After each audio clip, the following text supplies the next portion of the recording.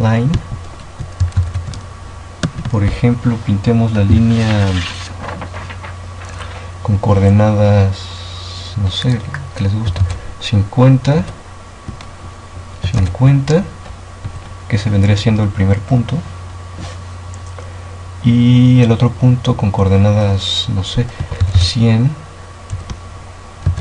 300. Terminamos con punto y coma. Y bueno, compilamos y ejecutamos para ver si todo salió bien. Como pueden ver, aquí se pintó la línea.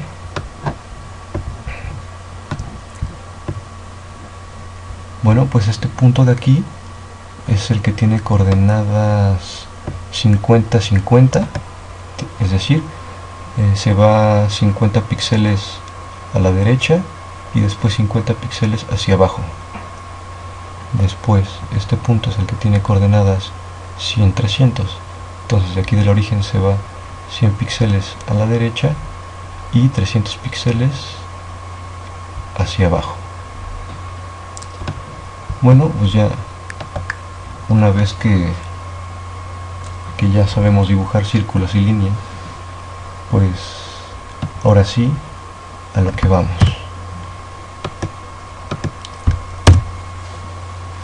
Entonces, como vamos a hacer que el círculo se desplace y que la línea que va del centro del círculo a un punto sobre la circunferencia, bueno, déjenme les enseño.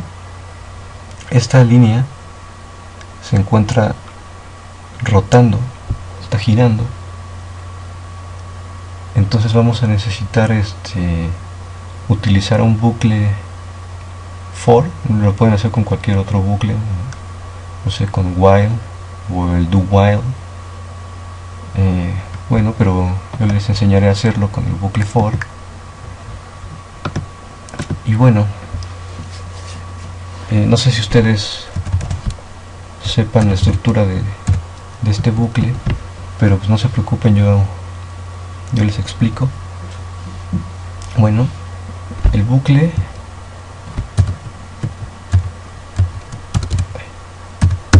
tiene tres componentes separadas por punto y coma. En el primer componente se inicializa las variables que van a manejar el bucle. En la segunda componente se pone una expresión lógica o de tipo booleano, que es la que nos estará controlando hasta qué punto se va a ejecutar el bucle. Y en el tercer componente se escribe una sentencia, una orden que se llevará a cabo cada interacción. Bueno, pues en la primera inicializamos la variable ángulo y desplazamiento. Se pueden inicializar más de una variable en el primer componente. Entonces ponemos ángulo y le damos un inicio en 0, y también a la variable desplazamiento x le daremos un valor inicial de 0, pero para esto ponemos coma. Después escribimos desplazamiento x, que es como se llama nuestra variable que declaramos arriba, y tendrá un valor inicial de 0. En la segunda componente, como ya había dicho, se escribe un argumento lógico de tipo booleano. Entonces aquí se pone hasta cuándo queremos que se ejecute el bucle. Entonces pondremos que el bucle se ejecute siempre y cuando ángulo sea menor o igual que 360 por 3. ¿Por qué 360 por 3? porque bueno, 360 equivaldría a darle toda la vuelta al círculo. Entonces si lo multiplicamos por 3 le estamos diciendo que queremos que gire 3 veces el círculo. Y bueno, en la última componente del bucle for se escribe las sentencias que queremos que se lleven a cabo cada interacción del bucle. Y bueno, pues para esto escribiremos, bueno, aquí daremos un incremento de la variable ángulo y desplazamiento. Al ángulo le haremos que se incremente de 1 en 1 cada interacción, y a desplazamiento X, aquí lo escribí mal, es con S.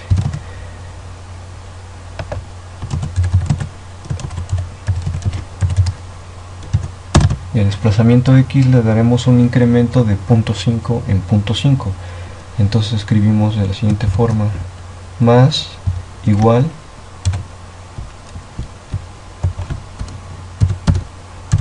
.5. Entonces ya tenemos lo necesario para que se lleve a cabo el bucle. Entonces tenemos inicializado a ángulo y desplazamiento X en 0, tenemos la condición booleana y tenemos el incremento de las variables ángulo y desplazamiento. Bueno, ahora abrimos y cerramos llaves. Y bueno, nos conviene dejar tener dos variables aparte que nos den el centro del círculo. Entonces las vamos a llamar X y Y. Entonces nos regresamos aquí donde declaramos las variables flotantes y escribimos X, Y. Bueno, entonces la variable X va a ser el centro del círculo y va a ser igual a 40 más desplazamiento X. Terminamos con punto y coma. Y Y, la coordenada en Y, la vamos a dejar en 300. Bueno, ¿por qué hago esto? Déjenles enseño otra vez la ejecución del programa. Como pueden ver, el centro del círculo se desplaza sobre el eje X y la coordenada en Y permanece constante, siempre está a la misma altura, siempre está aquí, siempre está a la misma altura. Entonces, como ya había dicho, nosotros vamos a utilizar la variable desplazamiento para irle sumando no sé, este incremento cada interacción del bucle, y esto va a ser lo que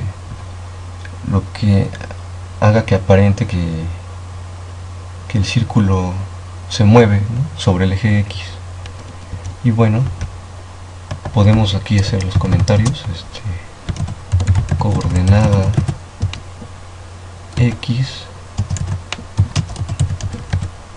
del centro del círculo, y acá ponemos coordenada Y del centro del círculo. Es bueno hacer comentarios de cada cosa que hacemos. Es un buen hábito en programación, comentar lo más que se pueda en los programas. Y bueno, ahora procederemos a dibujar el círculo. Entonces, antes de empezar a dibujar círculos, pues pues tenemos que saber algunas cosas básicas de geometría analítica.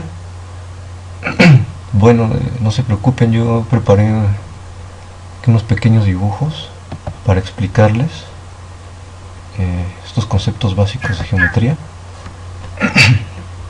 Bueno, en primer lugar, si tenemos un círculo unitario con centro en el origen, es decir, unitario porque el radio es 1, ¿no? Y con centro en el origen.